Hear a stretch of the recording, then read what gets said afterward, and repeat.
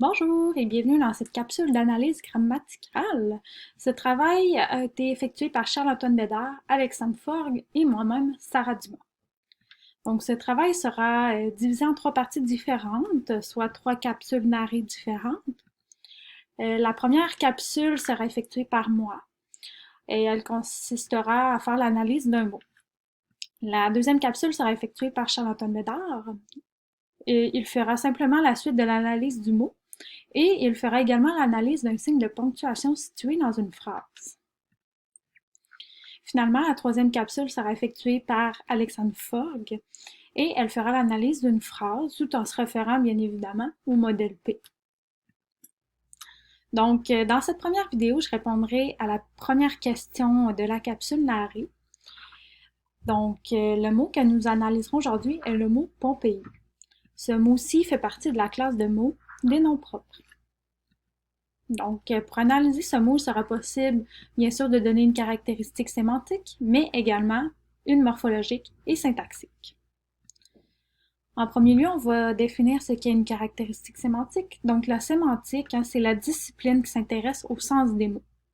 Donc, nous pourrions donner comme caractéristique sémantique que la classe de mots des noms propres, dont fait partie le mot Pompéi, désigne une seule catégorie d'objets, soit les noms de villes. Le nom propre Pompéi a donc un seul sens, soit de faire partie de la catégorie des noms de villes.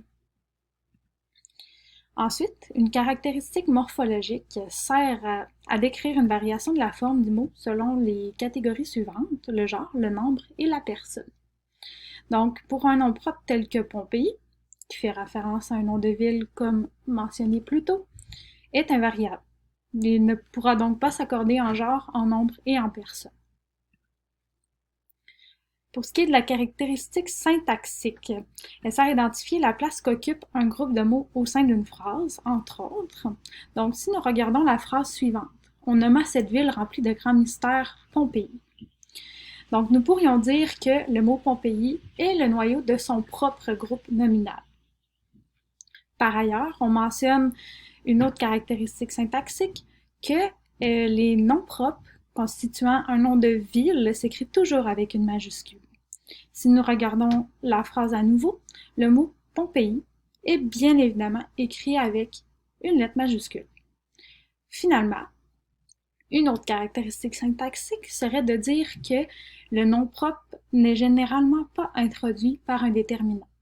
Encore une fois, si nous regardons la phrase, le mot Pompéi n'est pas introduit par un déterminant. Voilà ce qui conclut la première capsule narrée du travail d'analyse grammaticale. Merci beaucoup, passez une excellente journée.